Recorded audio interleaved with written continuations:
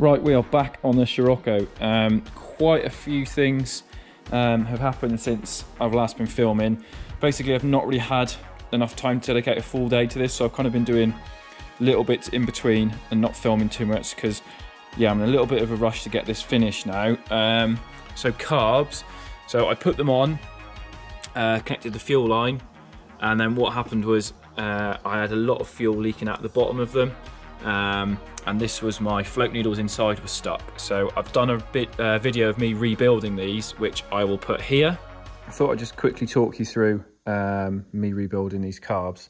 So that's kind of the caps that are on the bottom. If you take those off, 3 screws, 1, 2, 3, you're left with this.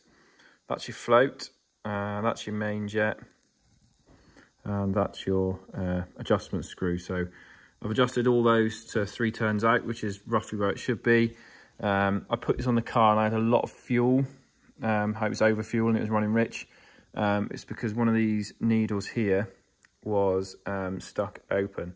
So what you do is there's a little slide pin there, slide that out, that float comes out, and then it pulls the needle out, which I've got one here to show you what it looks like. So that's the little needle there. It focuses. So there's a little cap on the top, you can see that moves up and down. So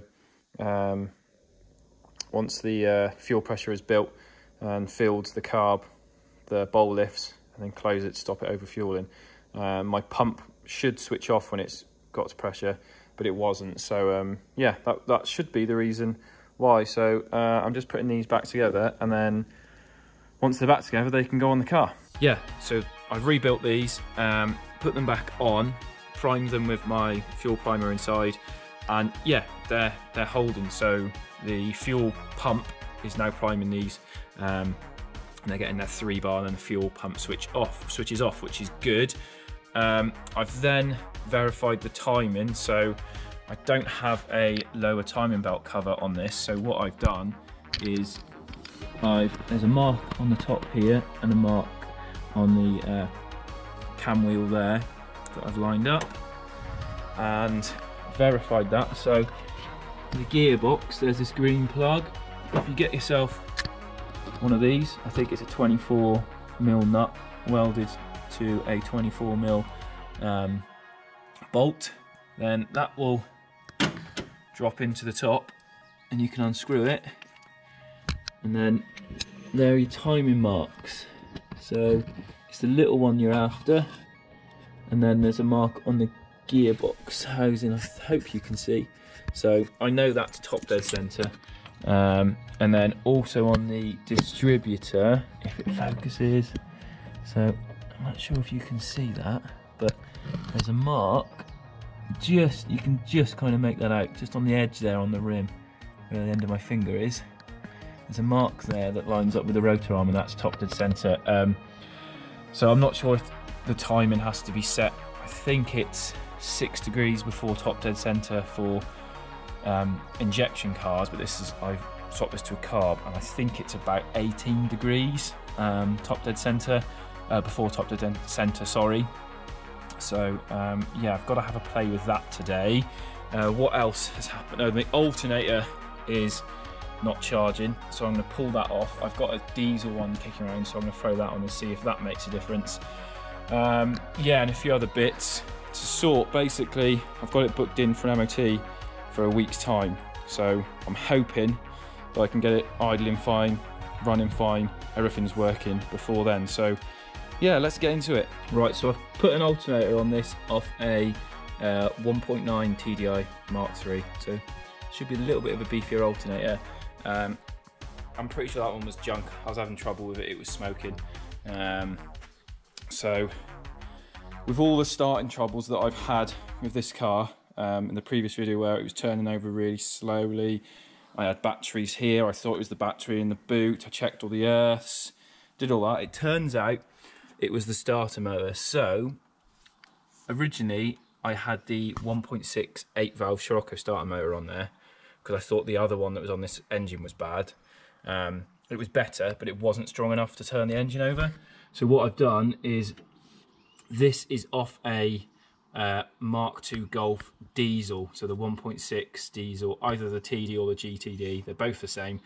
I was going to use a Mark III diesel one, but because I'm using the older gearbox, the 020 gearbox, which comes on the Scirocco, which makes mounting it there a bit easier, I've had to use an older, hence the Mark II diesel starter. But yeah, this throws it around absolutely fine, so diesel stuff for the win. The ABF is quite a high compression engine, so I just think it was having trouble spinning it over. But hopefully with that sorted, the alternator sorted, I've put the ram air covers on with the carbs just to, maybe that will help it start, I'm not sure. But yeah, so is this first start? Technically I've had it running. I just wanted to get it up to temperature to see if anything was leaking, which there was. So the coolant flange that is under the inlet manifold was leaking, so I've changed that and a few other little bits. But this is technically the first start on camera. I don't know, does that count? Are you going to hate me? Probably. But I've not had chance really to dedicate the time for, I realise I'm in the shadow there. I've not had a chance to dedicate the time to a full video, so this is the first start for YouTube anyway. Right, okay, so I put my cap back on. I don't know if you can see, but I've marked the outside just to make it easier rather than take the cap off each time. And I've just knocked it back a touch on the timing. I haven't got a timing light, probably need one to do it properly, but I've just knocked it back. It should run top dead centre anyway, albeit not very good, but I've just knocked it back. I had a quick look at why my fuel pump wasn't working, and what it was the little inertia switch that I put in, the little cheap eBay one, this little thing. So if I have an accident, it cuts out. It was wired, so it was the other way around, so if it was fine, it wouldn't put any power. So I've just pulled the pin out and swapped the pins around, and that seems to be working now as well. So if anything happens, this shakes, this feels G-force, it'll basically break a contact and cut the fuel pump out, and then press the big red one to reset it. So shall we see if it'll fire? Right. Ignition on. Got voltage. See what happens. Woohoo! Woo! Yes, boy, it runs. So I think I have to set the idle. It's not very happy somewhere. It doesn't seem too bad there. So yeah, it runs. It's alive. Let me just set the camera down. So that there is my idle adjust screw, see if I can do it one-handed.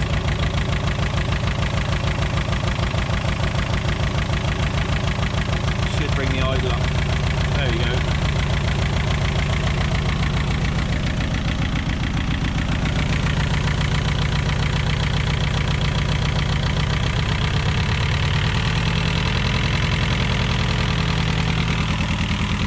So that was me just turning the distributor cap. I'm probably going to have to play with that, but yeah, it runs. It sounds so good. So I was just blipping the throttle, and the end of the accelerator cable snapped. So I think the little 6mm barrel nipple that goes on the carbs broke off. So I'm going to have to pull these off to get the nipple out, because it's still stuck in there. So I'm going to let the car cool down, because I let it run up to temperature until I do that, because obviously all the fuel's still going to be in there and it's still quite hot. So one of the reasons that this car sounds so good is the exhaust. I forgot to mention it earlier, so I haven't actually got any video footage of the exhaust, but I mean, the fitment on the back is great, and I got that done by LG Autofab, which is quite local to where I am. Luke, he did an incredible job, so have a look at some pictures. It just fits amazing, the welds are brilliant. Yeah, so I'm really happy with that exhaust. The kind of brief was, I wanted it loud and it would pop and that, but I didn't want it too loud that I couldn't hear the carbs, because what's the point of having bike carbs at the front if you can't hear them? So he put a centre resonator and a back box on it, and yeah, done an amazing job, so thanks for that. So I'm just going around sorting all the small jobs. The fuse panel, I don't know, is all back in. There's my little reset switch. I've just cable tied it up there out the way. Yeah, quite pleased with how that looks. There's normally a tray that goes in there, but I'll put that in another time. I got the gauges in as well. They're all wired up and working. This is the point in a build where it's all the little bits, the little tiny bits that take the whole 80-20 rule. It's the last 20% that takes 8% of the time. I've definitely found it out with this build. Just all the little things. I mean, the starter motor was playing me up for ages. Yeah, just that one thing kind of puts you back loads. But we're getting there. The carbs are back on. I've put the accelerator cable back in. I've got to work out where to mount my return. I'm going to put a spring on there so the throttle snaps back nicely. I did spill a bit of fuel out of the carbs just onto the alternator, so I'm going to have to let that dry before I start it. I don't want to fire. But I think I'm probably going to leave it there for today. A few things I've got to sort tomorrow is I've got to wash it. It's been sat outside, inside, it's absolutely filthy. And the rear tyres are bowled, so I've got to swap the wheels over. But yeah, that's the plan. See you tomorrow.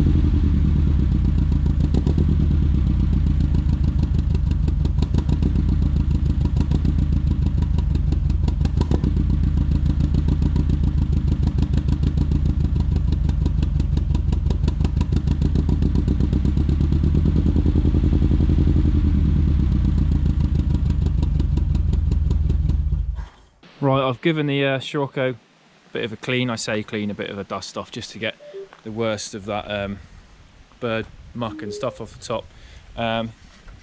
Change the wheels over as well. I absolutely love these Ronals on here. These are the R10 phase 1, so normally they have Ronal turbos written on, but yeah, lovely alloys.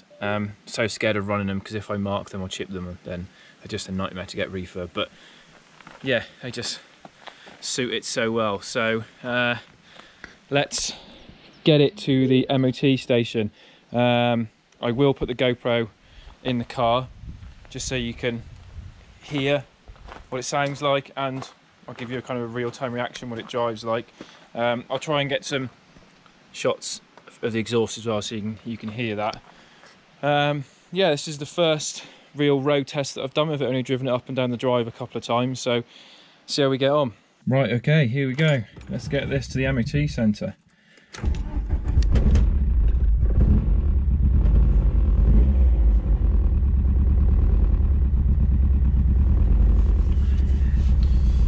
First drive, let's see how we do.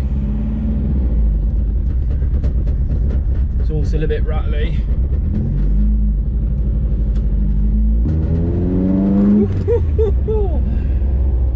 Absolutely rips.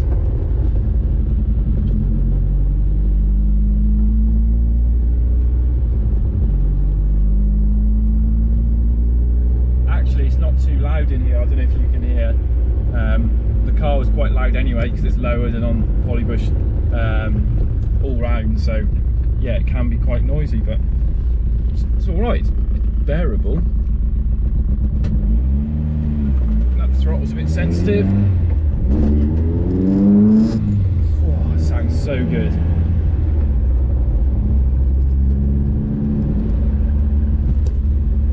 So happy. Fingers crossed it passes MOT.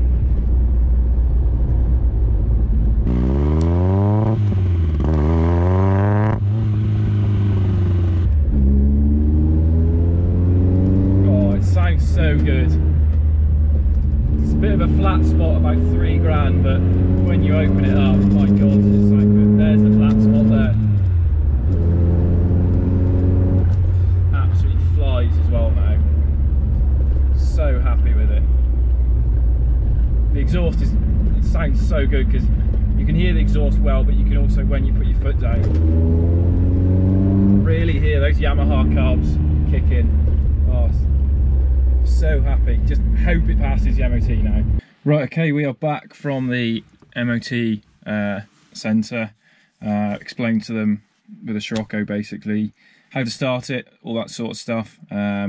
Just told them that the idle wasn't great, but they were really sound, to be fair. The local garage I use are great, so yeah, really happy.